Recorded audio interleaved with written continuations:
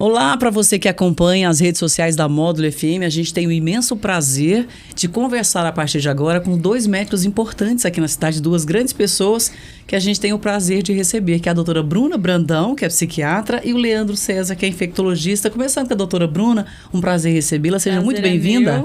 Novamente, né? Mais uma vez. E hoje nós vamos falar sobre a violência nas escolas, né? Um dos temas aqui do podcast.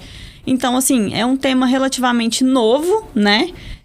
No Brasil, né? E, assim, eu até estava vendo que é uma herança ruim dos Estados Unidos, né? Porque nos Estados Unidos tem muitos atentados contra as escolas e tudo. E parece que veio uma herança, né? De lá. E, assim, tem muitos fatores que levam a atentados contra as escolas ou atentados dentro mesmo das escolas, né? Violência dentro da escola, como fatores socioeconômicos, o bullying também. Às vezes a pessoa que sofre bullying, né? Então, às vezes, ela quer se vingar dos colegas, né? De professores. E assim...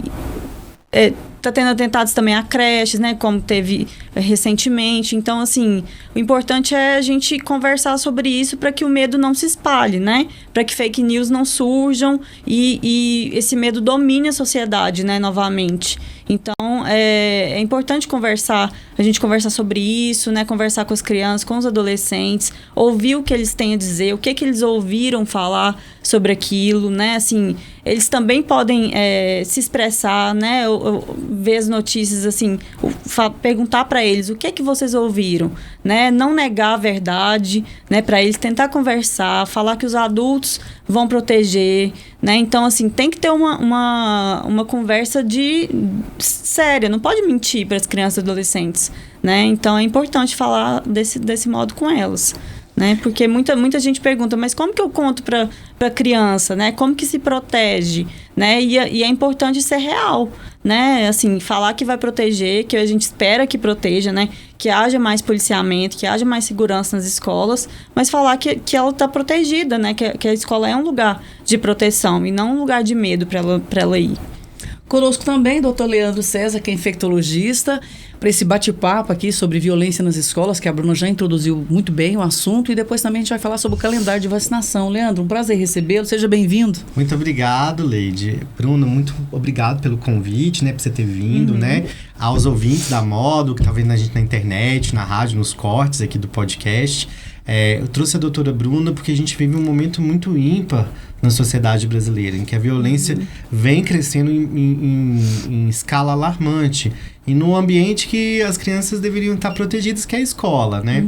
Então, a cultura de violência no Brasil, ela precisa ser conversada. Não dá mais pra gente jogar para debaixo do pano esse assunto. Isso tem esbarrado nos nossos consultórios, né? As mães muito aflitas, as crianças muito aflitas. A violência na escola, ela gera um efeito dominó de medo, ansiedade, angústia, muito parecido com aquilo que a gente viveu no começo da pandemia, né? Das pessoas alarmadas, estressadas. Então, hoje eu acho que a ideia é a gente conversar com as pessoas, com os nossos ouvintes, para aprender a lidar com essa situação de uma maneira mais tranquila, com menos medo e com muita informação, que é o que a Módulo traz para os nossos ouvintes, né? Não, muito obrigada, sim. Para a gente é uma honra ter pessoas do gabarito de vocês aqui, com o nível de informação que vocês têm e com essa disponibilidade de vir conversar com a gente. Bruna, você recebeu, assim, a preocupação dos seus pacientes, assim, relatando, não deixe meu filho para a escola, eu tô com muito medo, porque a gente percebeu que a cidade aqui ficou muito tensa também, né?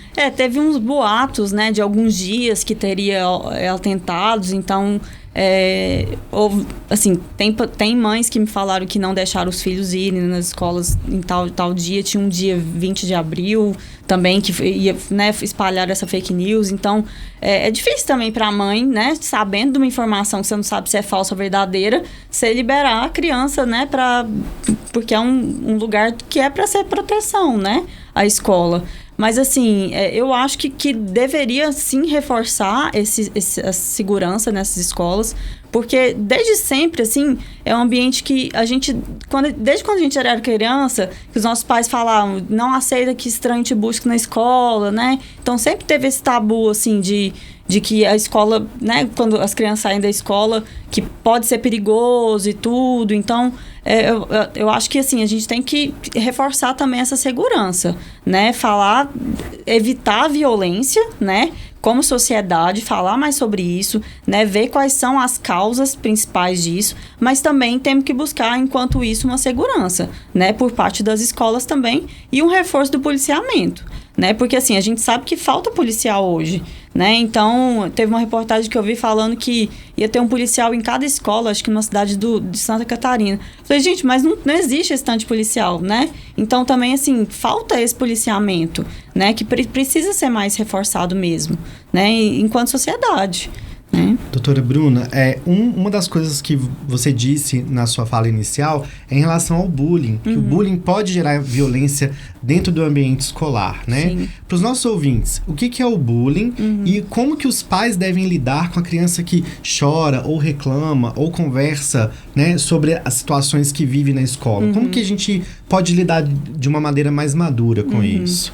Então, o bullying é essa exclusão, às vezes, né, da criança, do adolescente, por alguma característica física ou por alguma característica de personalidade, né?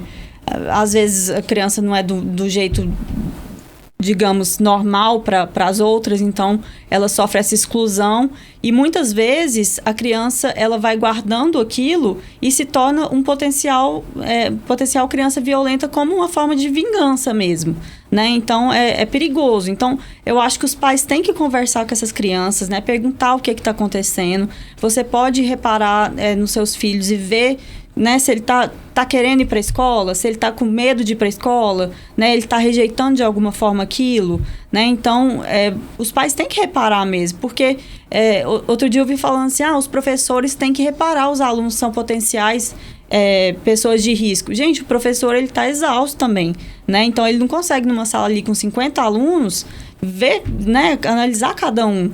Então, acho que o papel dos pais é educar e conversar, né? Não é colocar só o papel na escola também, né? Então, eu acho que essa questão do bullying, ela tem que ser conversada e, assim, eu acho que os pais também têm que ensinar a não fazer o bullying com as outras crianças e adolescentes, né? Porque isso faz parte de uma educação, né? Então, senão... É isso que eu queria te perguntar, porque fala-se muito da vítima do bullying, o alvo do bullying, mas e o praticante do bullying? Qual que é o perfil desse menino de 8 anos que já começa a fazer chacota do outro, a fazer gracinha, a fazer violência? Ele também é uma vítima, de certa maneira, da falta de educação correta em casa? Pode ser que sim, né? Assim, eu acho que as pessoas estão mal educadas, eu acho que é por falta de educação mesmo, assim, a pessoa às vezes não sabe que aquilo não pode fazer, né, então eu acho que os pais têm que conversar, né, com seus filhos, mas nesse sentido de você tem que ser educado, você não pode excluir o outro por uma característica física, você tem que acolher, né? Então, assim, a gente só vai mudar quando a gente parar de criticar e julgar os outros, né? E isso pode virar uma repercussão na vida daquela criança adolescente que perpetua até a fase adulta, né? Então, é motivo de ir para o psiquiatra, de ir para o terapeuta. Então, chega a ser muito grave, né? E hoje a gente tem também o cyberbullying, né? Que é nas redes sociais. Então, é uma coisa meio... digamos que não é... facilitada, é facilitado, né? A pessoa pode se esconder ali atrás do endereço falso, do nome falso. Um anonimato ali, né? Então, e às vezes a gente vê que o cyberbullying é produzido por pessoas que sofrem bullying, né? Uma coisa que eu já estudei sobre isso. Então, assim, às vezes o que sofre também pratica como reatividade. Violência gerando violência, exatamente. Né? Acho que essa é a grande questão. E hoje, os pais, eles têm um descontrole muito grande, pelo menos na prática clínica eu vejo isso, do tempo da criança ou do adolescente na frente da tela.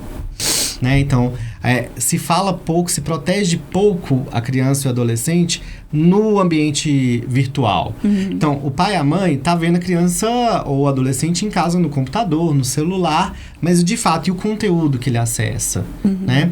Então, hoje a gente vive uma discussão grande no Brasil em relação a fake news. Tem até um projeto na Câmara dos Deputados que vai ser votado com urgência, que é o projeto das fake news.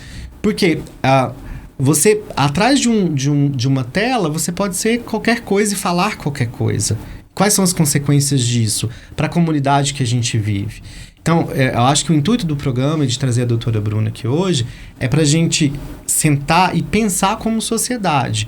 Não é um problema exclusivamente da educação, ou exclusivamente da polícia, ou exclusivamente da medicina, ou exclusivamente da psicologia, né? Tem todo um contexto Brasil para que essa violência chegue, né, no ponto que está, que as crianças não se sentirem seguras. Eu atendi uma mãe que estava apavorada com um filho de 3 anos na creche, porque ficou com medo da criança ser vítima de violência, né? E as próprias criancinhas já estão com medo, né? Então, existem relatos de crianças que estão em pânico de ir para a escola. E na nossa época, né, assim, estamos mais ou menos na mesma idade aqui. Não, você está sendo gentil. Vocês são bem mais novos. A gente sentia um ambiente escolar como um ambiente seguro. O que mudou de lá para cá, né? Em termos de acesso à educação, acesso à tecnologia, né? A condições de vida. A gente vê que muito da violência em casa é reproduzido na escola também, né? Então, o ambiente familiar é muito importante nesse contexto. Então, a ideia é que o ouvintes entenda que esse problema é um problema maior, né? Que as discussões elas devem ser feitas em cada um nas suas responsabilidades, mas conversando entre si. O que a doutora Bruna falou foi espetacular. Como que a gente vai cobrar da polícia ou das autoridades se não existe investimento neles? Se não tem mão de obra? Como que eu cobro de uma família uma discussão sobre violência onde falta alimento, né? Então a gente ainda precisa caminhar muito como sociedade para um ambiente ser seguro, não só na escola, mas em todos os lugares, né, doutor? Sim, com certeza. E assim, essa questão também dos pais não saberem que os filhos estão consumindo na internet, né? Porque assim, a gente sabe que hoje tem fóruns de incitação à violência, né? É impressionante isso, né? O que você faz de mais grave, né? Em relação à violência. Então, assim, eu sei que é difícil para os pais. Os pais, né? Muitas vezes trabalham, têm suas ocupações também. Mas, assim, é muito grave o que está acontecendo, né? Ter fórum de incitação à violência, né? Você, assim, eu, por exemplo, eu já falei várias vezes nas minhas redes sociais. Eu não entendo que leva uma pessoa a incitar o ódio comentando, às vezes, no Instagram de uma pessoa, né? Assim, falando que aquela pessoa é feia, ou ela é péssima, ou ela é... Enfim, várias gorda, coisas. Essas coisas. Então, assim, isso também é violência, né? E isso vai gerando essa sociedade de violência, né? Que, às vezes, e a pessoa acha que aquilo é normal. Então, doutora Bruna, eu vejo que a pessoa, no nosso caso aqui, eu conheço uma determinada pessoa. Aí, na minha impressão, isso é fato, a pessoa é calma, tranquila, educada. Aí eu leio algum texto que a pessoa coloca na internet, ou um comentário que essa pessoa está fazendo, eu fico chocada com o grau de violência na fala da pessoa. Sim. Por que isso assim? Por que a hora que a pessoa vai pra internet, ela se transmuta, se transfigura, parece que vira outra pessoa? Por que isso? E assim, principalmente quando pessoas públicas, né? Às vezes, você faz um comentário... Aí eu já vi falando, muita gente fala assim, mas a pessoa é pública, ela tá aí pra ouvir mesmo. Gente, não é assim. Ninguém deve ser maltratado, né? E a gente acha que a internet é terra de ninguém, né? E assim, isso tá mudando, né? Estão investigando mais, estão falando mais sobre isso, porque, assim, eu acho que a saúde mental de todo mundo é prejudicada nisso, né? Então, isso não é bom pra ninguém. Não existe legislação e punição. Porque, por exemplo, se eu chego aqui na Módulo e faço um comentário pra você pessoalmente, você é isso, você é aquilo outro, você acusa ou usa uma característica pra fazer bullying, ou você pode acionar a polícia, você pode me processar. Na internet, a sensação é que as pessoas não vão ser punidas. Hoje, existe uma grande discussão sobre até onde vai a sua liberdade de expressão, né? E até onde isso esbarra no direito do outro, né? No direito a uma vida plena. Eu fico vendo assim, o que a doutora Bruna falou. Mas ela é uma pessoa pública. Mas ela é uma pessoa, né? Nós estamos lidando com pessoas, né? Comentários ruins sobre uma característica física ou racial, né? A gente vive um país de extrema violência contra as pessoas negras. A gente vive num país racista, machista, né? Homofóbico. Então, a ideia é que a gente atinja o maior número de pessoas com a mensagem de paz e com o seguinte exercício, né? Quando eu vou comentar alguma coisa na rede social de alguém, eu sempre me pergunto, eu falaria isso pessoalmente para essa pessoa? É uma técnica muito boa, né? Ética. Será, se eu tiver coragem de falar isso pessoalmente, cara a cara, talvez eu possa comentar. Agora, se isso é um comentário que pessoalmente eu não faria, será mesmo que vale a pena eu comentar? E você pode até achar, né? Olhar a foto da pessoa e falar, nossa, mas pra que você vai falar ali, né? Eu não vejo muito sentido nisso, assim. É uma coisa que pra mim, como psiquiatra, realmente não entendo, assim, como sociedade, o que a gente tá fazendo, né? E assim, eu igual o Leandro, eu acho que a gente tem que promover paz, né? Porque nós estamos cada vez mais nesse ambiente de ódio, né? E às vezes é um ódio do bem, né? Ali meio... não velado, é querendo né? criticar, mas você podia fazer isso, aquilo. E assim, isso reproduz em todo tipo de violência na sociedade também, né? Inclusive no ambiente escolar, né? E muitas vezes eu penso, doutora Bruna e doutor Leandro, que a pessoa, ela comete uma violência ali, aquilo depois volta pra ela também, né? Parece que as pessoas não têm essa consciência, assim, porque a violência, uma hora, ela volta pra você. Você vai desacatando, destratando ali, desaguando, às vezes, aquela raiva que você tá sentindo, mas uma hora volta contra você também. E não vai ser legal. Se a pessoa começar a se colocar no lugar do outro, talvez é um caminho para sair dessa corrente de... Agora sim, nós estamos falando até de adultos aqui. Eu fico pensando, é isso na cabeça dos jovens, dos adolescentes, que ainda estão em formação. O estrago, essa violência que está acontecendo física já é um sintoma muito ruim do que está acontecendo na cabeça dos jovens, na avaliação de vocês? Com certeza, porque assim, adolescente já a gente não pode esquecer que o adolescente, ele também tá com o cérebro em formação, né? Ele não tá totalmente pronto como pessoa. Então, ele tá levando ali traumas para ele, né? Que vão se configurar, às vezes, em problemas na vida adulta também. Então, assim, essa questão do bullying, né? De exclusão, ela realmente reflete, né? Então, muitos pacientes me falam de traumas, né? Que sofreram na infância e adolescência. Então, a adolescência já é meio caótica, assim, né? Já é uma época que a gente tem que se autoafirmar, né? Que anda muito em grupos e tudo. Então, se você é excluído de alguma forma, aquilo vai repercutir na sua vida adulta, sim. Com certeza. E nesse caso, Leandro, é sempre conversar, porque eu fico tentando me colocar no lugar dos pais. Eu não tenho filho adolescente mais, mas eu fico tentando, assim, por exemplo, depois que aconteceu lá em Blumenau, né? O ataque à creche lá. Como explicar o meio termo pro pai? Porque é natural que ele também fica apavorado. Sim, com certeza, né? O que eu acho que foi o que a doutora Bruna falou, né? A gente não pode trabalhar com inverdades. Então, é importante saber que existe violência, que existe risco, mas que esse risco vem sendo minimizado, né? Desde o governo federal até o governo municipal, essas instâncias estão sendo chamadas e convocadas porque é uma novidade isso no Brasil, né? Esse ambiente de violência extrema é uma novidade na escola, mas sempre existiu, né? O que eu acho curioso, que muitos pacientes falam, na minha época, a gente colocava apelido e era normal. Nunca foi, né? Nunca foi normal. A gente está banalizando uma coisa que é violenta. Na minha época me chamavam disto, me chamavam de gordinho, me chamavam disso, me chamavam daquilo, e eu levava numa brincadeira. Cada pessoa, como a doutora Bruna sabe, né, tem o seu grau de resiliência. Ela pode aguentar ou não uma ofensa, transformar ou não aquilo em algo negativo ou positivo para a vida.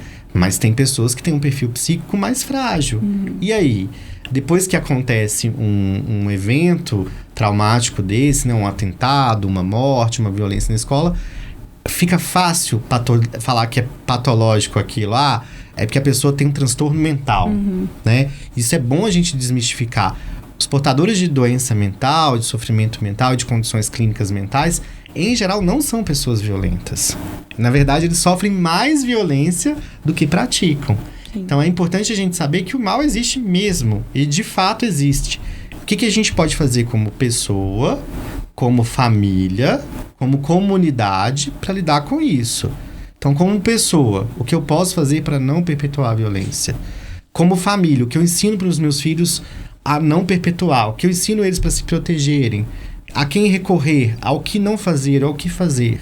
né? E como sociedade, essa discussão que a gente está tendo aqui hoje é muito importante. A discussão que vocês tiveram aqui na Módulo com a polícia, com os professores, com os diretores, foi muito importante para a gente falar de ambiente mais seguro, né? Agora, evitar que isso aconteça, em países de primeiro mundo isso acontece, né? Estados Unidos é um país de primeiro mundo. Então, existe uma sociedade baseada na violência. E o que a gente pode fazer para promover essa cultura de paz? Esses são os grandes questionamentos que eu queria trazer hoje. Fica à vontade, Bruno, para acrescentar. E assim, essa questão muito da questão armamentista também, né? De muita gente ter acesso à arma e tudo. Às vezes não tem, né? Você não tem um perfil psicológico seguro para ter uma arma. E aí acontece atentados, assim, né? Pessoas que já têm uma propensão a fazer alguma coisa, já tem um mau caratismo, porque é igual o Leandro falou, não é tudo que é transtorno mental, né? Não é tudo que acontece de ruim que é por pessoas que têm transtorno mental. Então tem maldade mesmo, né? E aí numa dessas a pessoa fica numa agressividade e comete um crime, às vezes uma coisa mais estrondosa, né? Então tem essas facilidades também, principalmente nos Estados Unidos também, né? Então, uma coisa que vocês estão falando, e eu me lembrei da entrevista dos dois diretores aqui, o Renato e o Adailton, são diretores renomados aqui na cidade, pessoas queridas na comunidade, com uma excelente folha de serviços prestados.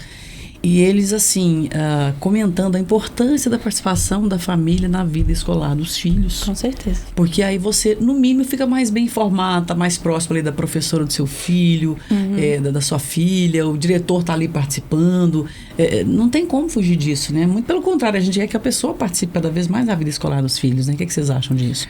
Eu acho que isso tem até muito link com o próximo assunto, que é a questão do cuidado familiar, né? Então, a gente vive um momento de muito isolamento dentro da própria família, né? Cada membro da família se preocupando com algo. Os pais trabalhando muito para sobreviver, para ter uma condição.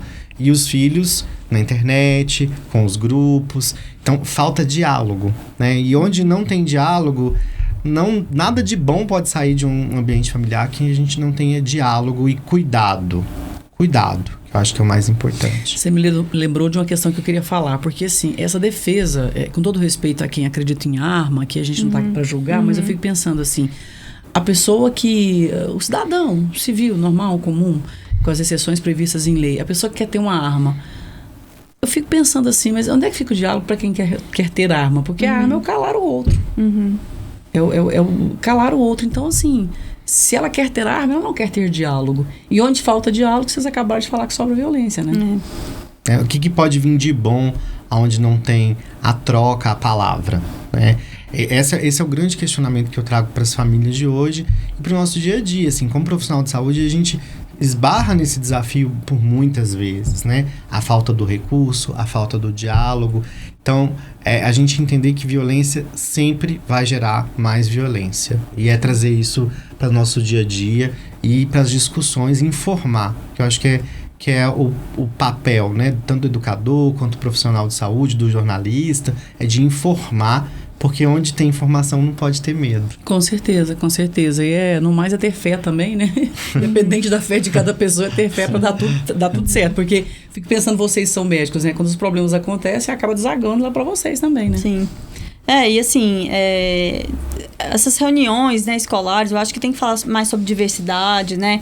Mais sobre bullying, não falar só sobre os conteúdos, né? Eu acho que hoje a gente tem que falar mais sobre a sociedade atual também, né? Como ensino mesmo. Porque não é mais só português e matemática que a gente tem que aprender, né? Então, a sociedade mudou muito. E eu acho que as escolas têm que mudar junto com a sociedade, né? Tem que acompanhar o momento, né? Assim, falar sobre essa diversidade, né? Falar do respeito ao outro. Claro que não tem o papel de pai e mãe, né? De família, mas também ser um lugar que você possa ser acolhido, né? Então, acho que é basicamente isso mesmo. A palavra é essa, é acolhimento mesmo, né? Mas alguma coisa que vocês gostariam de acrescentar nessa questão da violência nas escolas? Não, eu queria aproveitar o gancho pra gente aproveitar que a gente tá falando de informação e de família, pra gente passar pro próximo assunto, que seria a vacinação, né? Exatamente. Ô, Leandro, da última vez que você esteve aqui, você trouxe pra gente a novidade que tem uma vacina contra a dengue. Que vai chegar pro Brasil ainda. Então, é o que tá todo mundo me perguntando. E cadê a cadenga? Né? Cadenga que chama? Quedenga. Quedenga. Falei errado, então. Quando é que essa vacina chega? Porque a gente tá vivendo um momento aqui no município, e vocês também estão na linha de frente aí, porque a dengue também dá uma pirada na gente, doutor, você sabe disso, né? Eu falo que eu tô passando pelo processo agora. Mas assim, dentro desse nosso assunto aqui, o calendário de vacinação, tem previsão dessa vacina da dengue aqui? Como é que está a situação? Meados de agosto, a gente tem previsão da vacina chegar no Programa Nacional de Imunização. O governo federal fez um movimento de pedir prioridade da vacina para o SUS, o que eu acho que é mais interessante ainda, do mesmo jeito que foi com a Covid, a gente utilizar a vacina nos grupos prioritários, né, que tem mais risco de complicação. Comorbidade, aquelas coisas todas. Idoso, né, principalmente os pacientes que têm diabético, alguma tendência a fazer forma grave da doença. Acredito eu que meados de agosto o Brasil já começa a vacinação para dengue. Mas vai estar disponível na rede pública? A princípio, o Programa Nacional de Imunização se colocou para negociar com a empresa japonesa, Takeda, né, a compra da vacina para o SUS. Para a rede privada, isso vai ser garantido também, uma vez que ela já foi aprovada pela Anvisa. Tá, e como é que tá a situação, assim? Porque também, a título de combater fake news, porque todo grupo que você entra, as pessoas estão alarmadas. A dengue tomou conta da cidade e tal. O que é a realidade, assim, pelo menos parcial, que você possa falar pra gente, Leandro, da dengue hoje? Hoje a gente vive uma situação extremamente complicada, não só no município, mas no estado inteiro, em relação à dengue, né? Nós tivemos no Brasil, esse ano, 30% a mais de casos de dengue do que o habitual, né? Patrocínio vem fazendo medidas de combate à dengue. Então, a Secretaria de Saúde intensificou o Fumacê, existe o centro de hidratação, os pronto-atendimentos estão reforçados, as unidades de saúde, mas a gente conta muito com a população. É muito importante que cada um tire 10 minutos do celular para cuidar do seu quintal.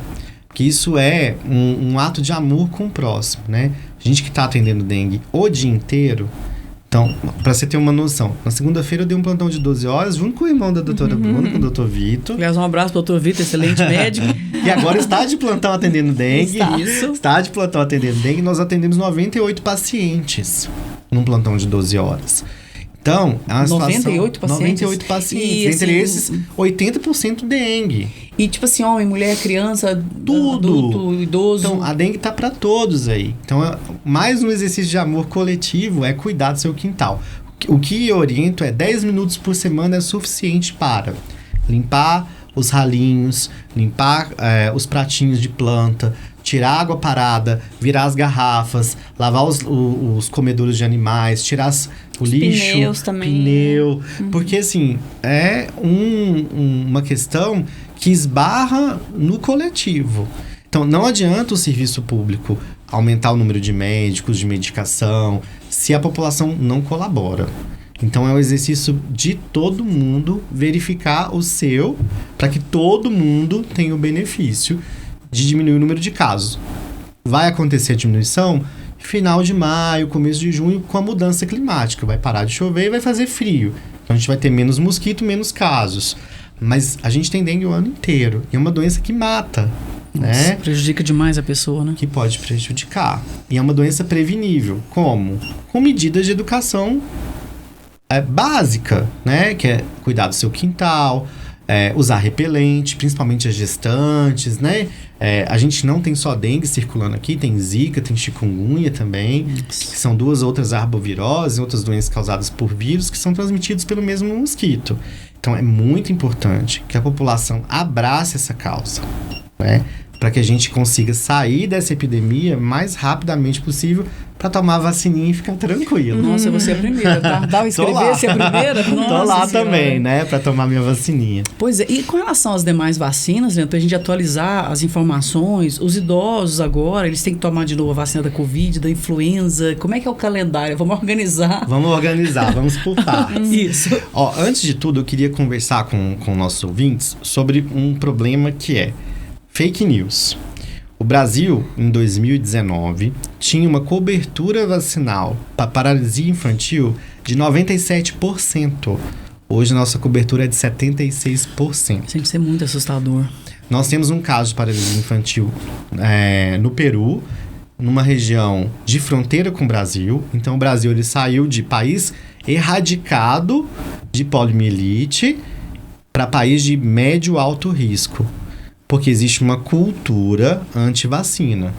E essa cultura impulsionada pelas redes sociais, né? Pela falta de responsabilidade das pessoas que informam mal em relação à vacina. Vacina salva vidas. E a gente venceu a Covid aí graças às vacinas, né? Então, o que eu queria falar para os ouvintes está em casa, tirou os 10 minutinhos para resolver a questão da dengue, pega o cartão de vacina do seu filho, né? Não vamos deixar a paralisia infantil voltar para o Brasil. É uma doença que quem já viu sabe, né? Assim, talvez você conheça alguém. Conheci na minha infância. Que teve paralisia infantil. Sim, uma doença terrível. Terrível. Prevenível. A vacina está gratuita na unidade básica de saúde, né? Então, passo número 1, vamos começar dos pequenininhos. Sim. Conferir o cartão de vacina das crianças. Crianças de 6 meses a 6 anos têm que ser imunizadas para influenza. Então, a gente está saindo do verão, da primavera, entrando no inverno, outono. Então, os casos de influenza vão aumentar muito. Já estão aumentando. Já. A gente está atendendo muito influenza. Então, umas influenzas pesadas, pesado, né? E é doença que mata também. Mata gestante, mata criança, mata idoso, né? Então, conferir o cartão do filho, a vacina da poliomielite está em dia, né? As vacinas do calendário básico, hepatite, gripe, tá tudo em dia, vamos conferir o cartão do adulto. Tuberculose, BCG, aquelas vacinas. Exato. Todas, né? E nós adultos, eu vou colocar a minha culpa em nós, né? Uhum. Eu não vou falar de mim porque eu sou praticamente o Zé Gotinha. Eu tenho todas as vacinas em dia. Mas a maioria dos meus pacientes adultos não tomou reforço da vacina de tétano, não tomou a triviral, a febre amarela. Então é importante conferir o seu cartão de vacina. A vacina do Covid, a bivalente, ela está disponível para todas as pessoas acima de 18 anos. Então, quem já tomou 2 doses da vacina de Covid e tem 4 meses de diferença entre a última dose, já pode tomar a vacina bivalente, tá? A prefeitura já colocou nas redes sociais. Isso pra qualquer idade? Acima de 18 anos. Ah, tá. Tá? Acima de 18 anos, todos devem se vacinar para Covid com a bivalente. Todos. Mesmo já tendo tomado as outras doses. Eu tomei, por exemplo, eu tomei as 4 doses. Eu tenho que tomar, então. Se deu 4 meses da última... Tem que tomar a sua vacina na unidade básica de saúde. E a da influenza também? Da influenza, ela no SUS está disponível para pessoas acima de 60 anos, sim, pessoas com comorbidades, diabetes, problemas cardíacos, pulmonares, né? Doenças reumatológicas, doenças que abaixam a imunidade, como câncer, né? Sim. O vírus da AIDS. Então, essas pessoas que têm problemas de saúde, ou mais de 60 anos, ou são profissionais de saúde, ou são professores, tá? Os professores também devem receber a vacina, porque lidam com um público grande, né? De pessoas. Devem receber a vacina a partir de terça-feira na unidade básica de saúde, que está disponível na rede aqui municipal de patrocínio. Teve dúvida? Entra no Facebook ou no Instagram da prefeitura, que existe as chamadas para as vacinas nas unidades de saúde, né? Nós estamos brilhando em relação à vacina de meningite C, mas a gente está muito longe de atingir ainda índices vacinais confortáveis em relação à poliomielite, à influenza e à Covid, né? Então a gente perdeu nos últimos 5 anos, só para você ter uma noção, 30% da nossa cobertura vacinal por desinformação e fake news. A meningite é para criança? A vacina de meningite, ela está disponível no calendário tradicional das crianças. As crianças são vacinadas em Minas Gerais para meningite. A gente tinha uma indicação para pessoas de grupo de risco e o Ministério da Saúde, aqui em Minas Gerais, liberou a vacina de meningite C para todas as faixas etárias de quem não tinha sido vacinado. Ah, tá. Então, existe também as chamadas lá no Instagram da prefeitura, é só entrar lá na prefeitura de patrocínio que vem as datas onde tem a vacina disponível. A de meningite C, a campanha já se encerrou, mas aquelas pessoas que precisam receber a vacina, dentro do contexto de calendário vacinal, vão receber. Leandro, recentemente, até por uma orientação sua também, eu tô vendo as pessoas, elas terem a herpes zoster, né? Eu tô vendo, tem campanhas agora para vacinação da herpes zoster. Essa não é uma vacina que tem na rede pública, não, mas você recomenda que as pessoas que acima de 50 anos possam se vacinar? O herpes zoster é uma manifestação do vírus da catapora. Então, hoje as crianças já recebem a vacina de varicela na primeira infância. Tá. Quem não teve catapora e tem menos de 29 anos, deve tomar essa vacina na rede privada ou na rede pública se tiver indicação.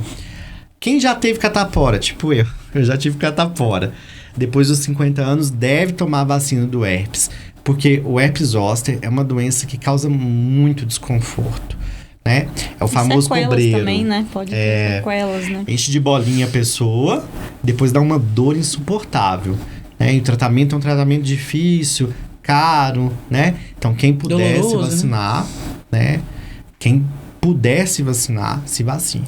Doutora Bruna, você que é psiquiatra, lida, o Leandro é psicanalista também, vocês lidam diretamente com a mente do ser humano também.